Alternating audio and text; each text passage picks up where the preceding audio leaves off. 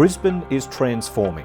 Its future will be the envy of Australia, and it's a future that majestically merges its past with new world-class design. Brisbane is a magnet for those that enjoy warm winter days and al fresco dining on tropical nights. Come 2022, Brisbane's CBD will come alive with the opening of the largest development in the state's history. Well, Queen's Wharf Brisbane is going to transform Brisbane in 2022. We get the combination of these great heritage buildings within the precinct being restored and being brought to life with new purposes.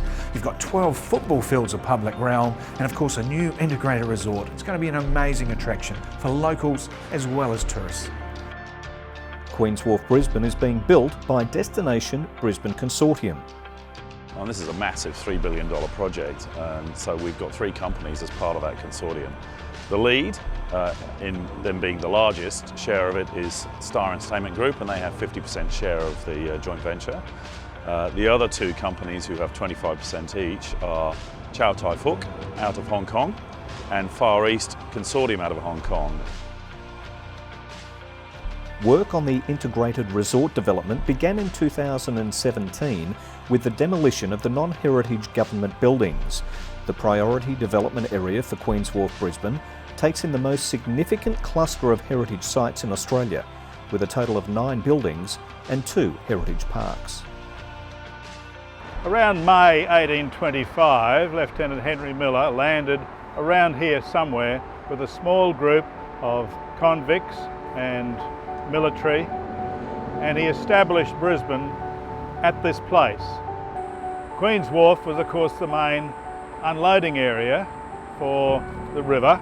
It was the only access, of course, that they had. Within the precinct, William and George Streets became key government areas. Queensland Parliament House was built at the end of George Street in 1868, and soon after, the government printery was established on William Street in 1872. In 1883, the then government of the day approved a test of electrical lighting in the printery that proved successful. They had obviously manual printing at that time. They needed to get electricity into the place to get brand new equipment, so they established a steam-powered generator and then imported the Edison Tubes for connection to Parliament House. Parliament House was around 200 metres from the printery.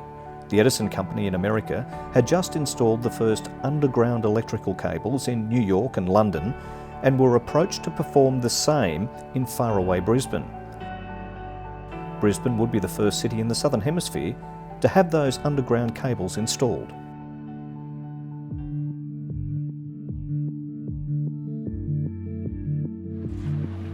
After more than 130 years of being contained underground, the day has come to remove these cables from their earthy home as Destination Brisbane Consortium prepares to excavate for the future superstructure basement that will, at its greatest point, be 26 metres below the current street level.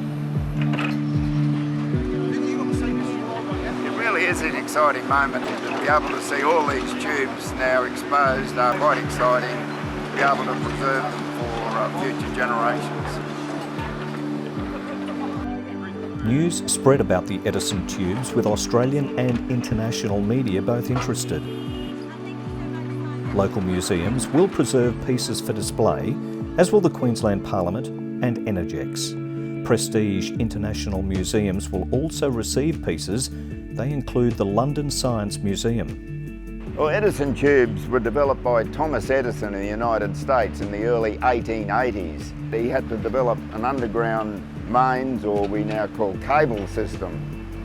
So he developed this technique in New York of using wrought iron pipes with copper conductor threaded down in the pipe and then insulated from the conductor with separators, later on with rope, and then filled with the bitumen compound. Well, 20 foot was about the maximum length that they could handle in New York in the small corridors and transport of horse and cart and so on. But he had to have junction boxes to allow for expansion. Planning has been underway for months, with ProBuild managing the excavation and Energex cutting and sealing the tubes. So we had them tested, come back with linseed and wax, which so we know is okay. And we needed that to make sure we could ship them around the world, so people knew what was actually inside the product and make sure that it wasn't harmful to the people actually removing it and also people receiving it.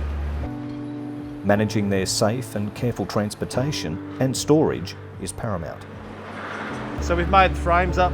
Those frames will be put on a truck to Energex's yard, which they'll be labelled, and then they'll be put inside a timber crate and they'll be transferred all around the world. Queen's Wharf Brisbane will shine a spotlight on some of Australia's fascinating history. And for the first time in decades, the restoration work will enable people to move throughout 9 beautifully restored heritage buildings dating back to Brisbane's 1825 European origin.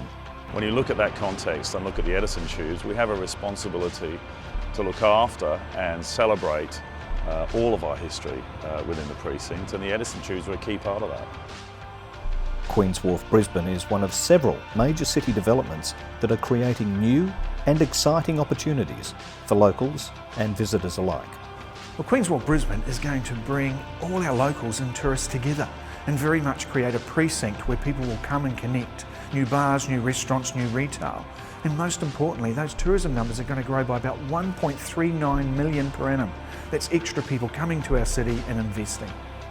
Queen's Wharf Brisbane will be a world-class entertainment precinct, an iconic landmark, and a new destinational drawcard that will capture the heart and the spirit of Brisbane.